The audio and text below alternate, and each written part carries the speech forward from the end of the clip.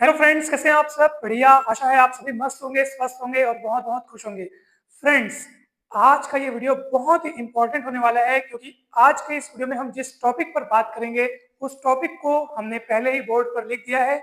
चलिए देखते हैं कि क्या लिखा हुआ है। लोगों की किसी भी बात का या शब्दों का असर आप में तब तक नहीं होता जब तक आप न चाहें। दोस्तों, ये बात परम सत्य है और बहुत ही महत्वपूर्ण बात है दोस्तों। तो आज हम एक कहानी के माध्यम से इस बात पर प्रकाश डालेंगे। आप इस वीडियो को शुरू से लेकर आखिरी तक जरूर देखिएगा। इस वीडियो को देखने के बाद आपकी सोच बहुत हद तक बदल जाएगी, या यूं कहें कि हमेशा के लिए आपकी सोच बदल जाएगी। दोस्तों, जिस तरह बारिश से बचने के लिए हम छाता का इस्तेमाल करते हैं ताकि बादल से आने वाली बारिश से हमारी रक्षा हो सके, उसी तरह हम अपने जीवन में अनेक प्रकार के लोगों से मिलते हैं और जो लोग हम पर तरह-तरह की टिप्पणियाँ करते हैं अलग-अलग विषय में। कोई कहता है कि आप इस काम को अच्छे से नहीं कर सकते, कोई आपको कहेगा कि आप ऐसे हो या वैसे हो, कोई कहेगा कि आप ज़्यादा बोलते हो, मतलब तमाम प्रकार की टिप्पणियाँ आपको सुनने को मिलेंगी।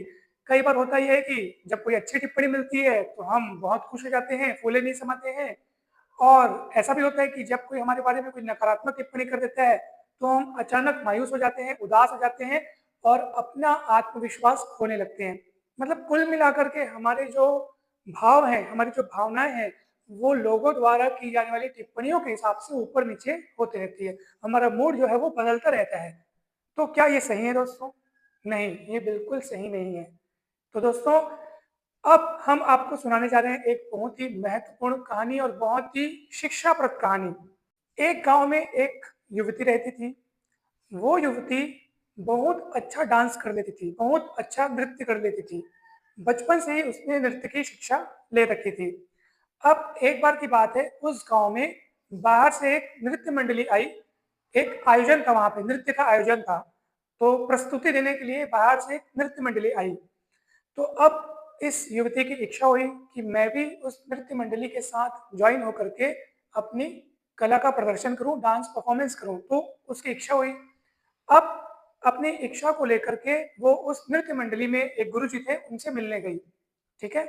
तो नृत्य मंडली में जब वो गुरुजी से मिलने गई, तो गुरुजी से उस युवती ने अपनी इच्छा व्यक्त करी कि भई मुझे भी डांस करना है और मैं बचपन से डांस सीखी हूँ, मैं डांस करना चाहती हूँ।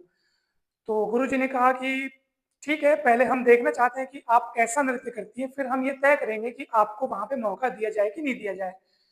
तो युवती ने कहा ठीक है गुरुजी। तो गुरुजी ने उसका नृत्य देखा। उस युवती ने गुरुजी को नृत्य करके दिखाया। तो गुरुजी ने जब उसका नृत्य कंप्लीट हो गया तो गुरुजी ने मुँह बनाते हुए कहा कि नृत्य करना तो तुम्हारे बस की बात नहीं है। मतलब उसको इस वे में या इस तरीके से गुरुजी ने कहा कि युवती बहुत ज़्यादा निराश हो गई और रोती हुई अपने घर गई और अपने घुंघरुओं को, जो डांस करने के लिए उसने जो घुंघरू बांधे थे, वो सारे घुंघरुओं को उतार करके अलमारी में रख दिया उस युवती ने, और वो उस दिन काफ़ी रोई। उसके बाद से उसने नृत्य करना ही छोड़ दिया। अब उस घटना को बहुत साल बीत गए। अनेक वर्षों बाद वही नृत्य मंडली उस गाँव में पुनः आई। अब वही नृत्य मंडली जब फिर से आई, गुरुजी भी थे उस नृत्य मंडली में। युवती को जब पता चला, तो युवती के मन में फिर से इच्छा जागृत हुई गुरुजी से मिलने की।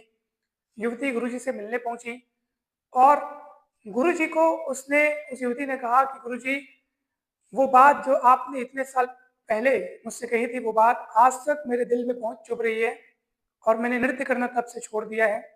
तब गुरुजी ने कहा, अरे तुम तो बहुत अच्छा नाची थी, तुम तो बहुत अच्छा डांस करी थी। मैं तो यूँ ही कहते रहता हूँ, अपने सभी शिष्यों से ऐसे ही कहते रहता हूँ, वो तो मेरी आदत है। तब उस युवती ने कहा, नहीं गुरुजी, आपने बहुत गलत कहा था और मैंने डांस करना छोड़ दिया। मुझे इतना बुरा लगा था कि मैंने डांस करना छोड़ दिया, नहीं तो आज मैं बहुत आगे पहुँच गई होती, डांस की दुनिया में मेरा नाम बहुत ऊपर होता।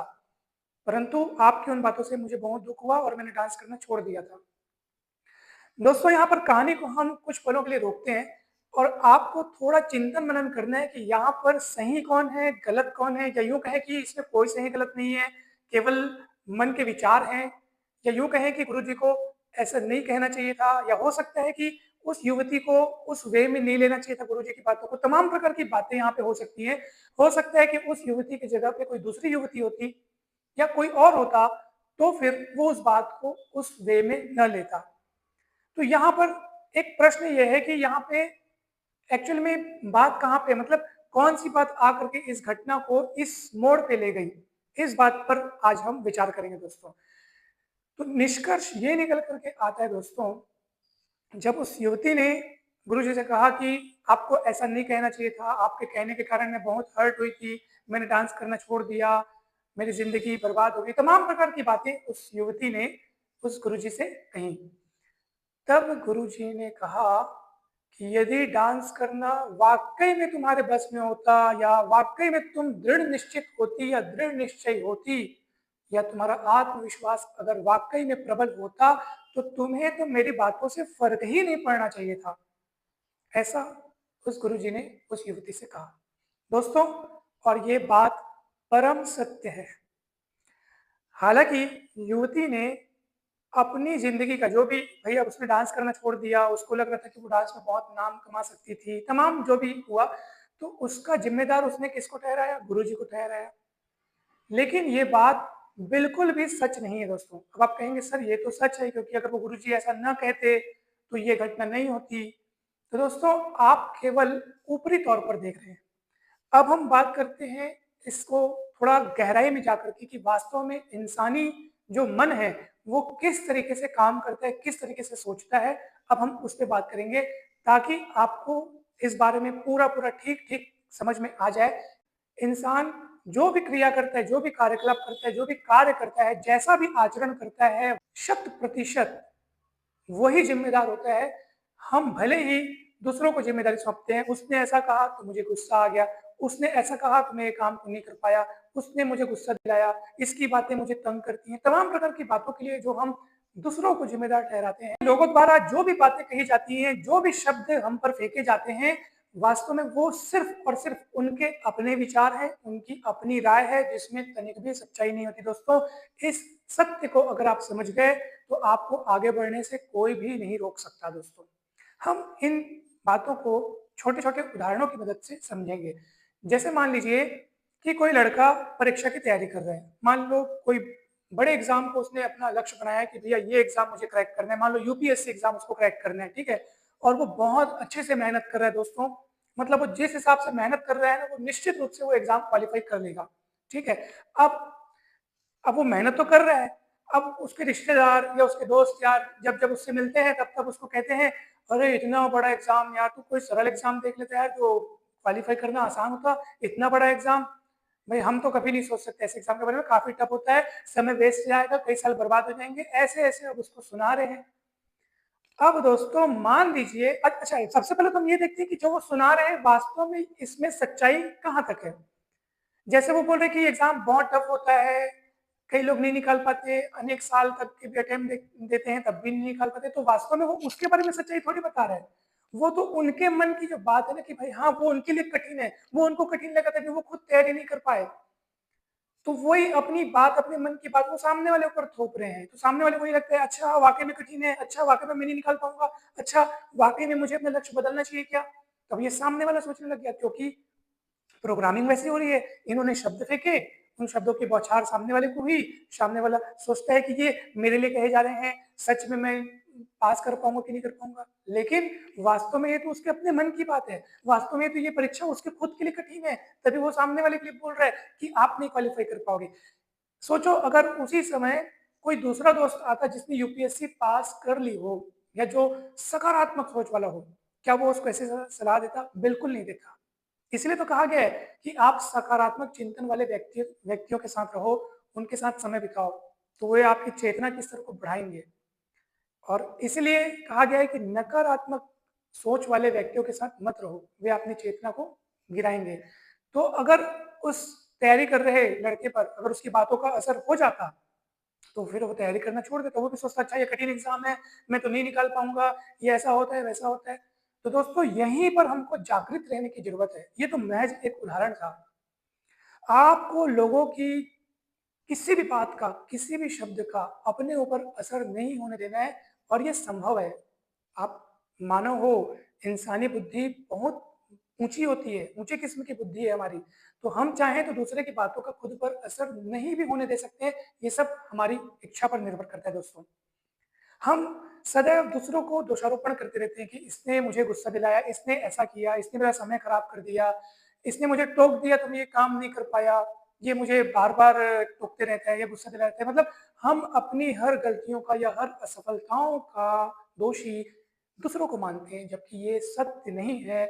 हमारी स्थिति, हमारा भविष्य, हमारा सब कुछ, हमारा वर्तमान जो है या आज हम जिस मुकाम पर हैं या जिस भी अवस्था में हैं, उसके 100% ज़िम्मेदार हम और केवल हम हैं और यही 100% सत्य है, चाहे किसी भी मामले में देख लो आप। हाँ, दूसरे लोग माध्यम का कार्य कर सकते हैं, उत्प्रेरक का काम कर सकते हैं। जैसे मान लीजिए आप किसी कक्षा में बैठे, वहाँ पे कक्षा का माहौल बहुत अच्छा है, बहुत अच्छा बच्चे लोग वहाँ पे पढ़ाई-लिखाई करते हैं, कॉम्पिटिशन वाला माहौल है, तो आपको एक प्रेरणा मिल सकती है कि मैं भी पढ़ूँ। इसलिए कहा गया कि परिवेश का बहुत ज़्यादा प्रभाव पड़ता है। वैसे नकारात्मक परिवेश का भी बहुत ज़्यादा प्रभाव पड़ता है। इसलिए इतना महत्व दिया जाता है संगत को कि जैसी संगति वैसा असर। दोस्तों, तो इन सब बातों के बावजूद आपको लोगों द्वारा आप पर बौछार किए जा रहे शब्दों को बहुत अच्छे तरह से सुनना है, ध्यान देना है। किसी भी शब्द को ग्रहण करने से पहले 5000 बार सोचना है। जब आपके बारे में कोई आलोचना करे, बुराई करे, आप फ़िल्ट्रेशन करो, फ़िल्टर करो। जैसे आपके बारे में कोई कुछ बोल रहा है, ठीक है? कि आप आलसी हो, आप गुस्सैल हो, तमाम प्रकार की जो बातें, जो एक्स, वाई, ज़ेड जो आप अपने मन में सोच सकते हैं, क्योंकि सबकी लाइफ़ में अलग-अलग चीज़ें होती हैं। आप सब अलग-अलग प्रकार की समस्याओं से जूझ रहे होंगे इस बारे में, या आज नहीं तो कल या कभी न कभी तो ऐसा सबके साथ होता ही है कि उसने मुझसे ऐसा कह दिया, मुझे अच्छा नहीं लग रहा है, उसको ऐसा नहीं कहना चाहिए था, ये जब देखो तब ऐसा बोलते रहते हैं। तमाम प्रकार की बातें जिनसे हम उलझते रहते हैं और ये हमारे समय का और ऊर्जा का बहुत सारा हिस्सा ये बातें नष्ट कर देती हैं। उस समय आपको एक सूत्र याद रखना है दोस्तों, सिर्फ़ एक बात याद रखनी है और वो कौन-सी बात है कि जब भी आप पर आलोचनाओं की बारिश हो, तो आपको फ़िल्ट्रेशन करना है। आराम से बैठकर चिंतन करना है, मनन करना है कि ये जो बातें मेरे बारे में कही जा रही हैं, इनमें से कितनी सच है, कितनी झूठ है। जैसे आप बहुत ईमानदारी से काम करते हो और आपको कोई बोल रहा है कि ये घोटाला करता है या कुछ और कुछ बोल रहा है, तो आपको पता चल रहा है कि ये सफ़ेद झूठ है, उस समय आपको उग्र नहीं होना है। हमारा स्वभाव, मानवीय स्वभाव क्या है कि ये हमको पता चलता है ना कि अचानक कोई झूठा एकदम एकदम ब्लेम कर रहा है, कोई झूठा आरोप लगा रहा है, तो हम एकदम उग्र हो जाते हैं, हमको बहुत गुस्सा आता है। जबकि आप इसको ऐसा भी तो आपको आप इसको दूसरे एंगल में सोचो कि आपको हँसी आनी चाहिए, कि जो बात आप पर लागू ही नहीं होती, अगर वो आपके लिए कही जा रही है, तो आपको बहुत ज़्यादा खिलखिला कर हँसना चाहिए और आनंद में रहना चाहिए। तो जो बात आपके लिए लागू नहीं होती, उनके लिए आप हँस दीजिए और उसको साइड कर दीजिए, इग्नोर कर दीजिए, भूल जाइए। परंतु जो बात आपको लगता है कि हाँ यार, ये मेरे बारे में सही कही जा रही है, हाँ यार, वाक़ई में मैं आलस्य दिखाता हूँ, हाँ, ये बात सच है, हाँ, बात-बात पे मैं गुस्सा तो होता हूँ, ये तो सच है। तो ये आप तब ये सब तय कर पाएँगे जब आप शांत मन से, निष्पक्ष भाव से आप ये जब सोचेंगे, तब आपको पता चलेगा कि इनमें से कौन-कौन सी बात सच है, कौन-कौन सी बात झूठ है। उसके बाद आप आत्म सुधार का कार्य शुरू करेंगे। आप अपने ऊपर सुधार काम करना चालू कर देंगे। अब मेरे को इन-इन पे सुधार करना है। ये बातें तो मैं नहीं मानता कि मुझ में है, तो इन-इन बातों को साइड करो, परंतु मैं मानता हूँ कि ये बातें मुझ में है, तो मुझ में सुधार होना चाहिए दोस्तों। तो देखा आपने, लोगों द्वारा आप पर बारिश तो हुई, परंतु वो आपके फ़ायदे में पहुँच गई। जैसे वो युवती अच्छा नृत्य करती थी, उसको भी पता था कि मैं अच्छा नृत्य करती हूँ, परंतु गुरुजी के शब्दों ने उस पर ऐसा असर कर दिया, यहाँ पर कर दिया इसलिए बोल रहा हूँ क्योंकि उसने होने दिया। उस युवती ने असर होने दिया, इसलिए उस उन शब्दों ने असर कर दिया। अगर वो युवती सोचती कि नहीं, मैं तो अच्छा नृत्य कर रही हूँ, भले उनको नहीं दिखा तो मैं क्या करूँ? या वो नहीं देख पाए मेरी कला को तो मैं क्या करूँ? मैं जानती हूँ कि मैं अच्छा नृत्य करती हूँ, तो मैं अपनी इस प्रैक्टिस को जारी रखूँगी और आगे बढ़ूँगी, चाहे मुझे कोई कुछ कहे। मेरी दृढ़ इच्छा शक्ति से मैं अपने मुकाम को हासिल करूँगी, मेरा आत्मविश्वास सदैव प्रबल रहेगा। बस अगर वो ये शब्दों को अपने लिए दे दे, देखो शब्द दूसरे के द्वारा अगर आपको नेगेटिव भाव पहुँचा रहे हैं ना, तो आप खुद से खुद के लिए पॉजिटिव शब्द बोल करके उनको कैंसल कीजिए। उनको निरस्त कर दीजिए उनके प्रभाव को और खुद के लिए बहुत सारे पॉजिटिव शब्द बोलिए और फिर देखिए उनका कमाल, वो आपको आगे बढ़ने से कभी भी नहीं रोक पाएँगे दोस्तों। जैसे हम बोलते हैं कि भई आपने उनके साथ झगड़ा क्यों किया? तो उसने मुझसे ऐसे-ऐसे तरीके से बात की, इंसल्ट किया और मैंने फिर झगड़ा किया, फिर ऐसा हुआ। मतलब कुल मिलाकर हम ब्लेम कहाँ दे रहे हैं? दूसरे ऊपर दे रहे हैं। हमारे पास और भी तो ऑप्शंस हैं। हम चुप रह सकते हैं, हम उस जगह को छोड़ कर के जा सकते हैं, हम सामने वाले को प्रेम से बोल सकते हैं, परंतु अगर हम भड़क के अपनी बेहोशी में अगर अपन झगड़ा कर रहे हैं, तो वास्तव में यहाँ पे दोष हमारा है, क्योंकि सामने वाले की बातों का असर हमने अपने दिमाग में इतना सारा होने दे दिया कि हमारी चेतना का स्तर हमने खुद गिरा लिया और हम कब बेहोशी में सामने वाले को पलट जवाब दे देते हैं और बाद में फिर हमें अफ़सोस भी होता है कि अरे! हमें ऐसा नहीं कहना चाहिए था, ये थोड़ा ज़्यादा हो गया। क्यों? क्योंकि आपने तुरंत क्या कर दिया? तुरंत अपनी अपनी बुद्धि में उन बातों का असर होने दिया। आप चाहते तो बातों का असर न होने दे सकते थे। दोस्तों, तो यहीं पर हमको जागने की ज़रूरत पड़ती है, जागृत अवस्था में आने की ज़रूरत पड़ती है, उसके बाद कहीं कोई दिक्कत नहीं रहती। हम कहते हैं ना कि हमें सामने वाले ने गुस्सा दिया है, वास्तव में ऐसा नहीं है, सामने वाला कभी गुस्सा नहीं दिलाता, वो माध्यम का काम ज़रूर करता है, परंतु गुस्सा आपके मन में पहले से होता है, तभी वो बाहर निकलता है। भई एक कुआँ है, आप कुएँ में बाल्टी डालोगे, तो वही बाहर आएगा जो कुएँ में भरा है। पानी है तो पानी बाहर आएगा, जो है वो बाहर आएगा। तो हम कैसे कह सकते हैं कि वो पानी उस कुएँ को दूसरे ने दिया, वो जो उसके अंदर है वो बाहर आएगा। वो बस माध्यम बन रहा है उस चीज़ को बाहर निकालने का। आपको मैं एक और उदाहरण से इस बात को समझाता हूँ। आप खुद ये महसूस किए होंगे कि जब कभी आपका मूड बहुत अच्छा रहता है, आप बहुत खुश रहते हैं, आप मतलब एकदम देवता की तरह व्यवहार करते हैं। उस समय आप देखे होंगे कि कभी कुछ ऐसी घटनाएँ अगर हो भी जाएँ आपके आस-पास या कोई ऐसा कुछ कह भी दे, जो आपके खिलाफ हो, तो आप उसको इग्नोर कर देते हैं या आप मन ही मन क्षमा कर देते हैं। क्यों? क्योंकि आप उस समय बहुत अच्छा महसूस कर रहे होते हैं, बहुत ज़्यादा खुश होते हैं, तो आपको लगता है इग्नोर, इग्नोर, हैप्पी, हैप्पी ऐसे अच्छा लगता है। क्यों? क्योंकि आप स्वयं अच्छी अच्छी अवस्था में हैं, अच्छी मानसिक अवस्था में आप बहुत खुश हैं। तो जब आप खुद खुश रहते हैं ना दोस्तों, तो आपको उन सब बातों का फ़र्क नहीं पड़ता है और जब हम खुद मायूस रहते हैं या खुद अपनी चेतना का स्तर जब हमारा निम्न होता है, खुद चिड़चिड़े रहते हैं, तो थोड़ी-सी बात से भी हम बहुत ज़्यादा उग्र हो जाते हैं, चिड़चिड़े हो जाते हैं और हम आरोप फिर किसको देते हैं? सामने वाले को। और फिर हमारा जो भी काम होता है, हम कहीं न कहीं बहाने देते रहते हैं। एग्ज़ाम में हम एग्ज़ाम नहीं दिला पाए, अरे उस समय मेरा ये हो गया था, मेरे को वहाँ काम पड़ गया या ये हो गया। तो कुल मिलाकर ये बहाने ही हैं दोस्तों। हमारी हर अवस्था, हमारे हर आचरण, हमारे हर क्रियाकलाप के ज़िम्मेदार 100% हम ही होते हैं।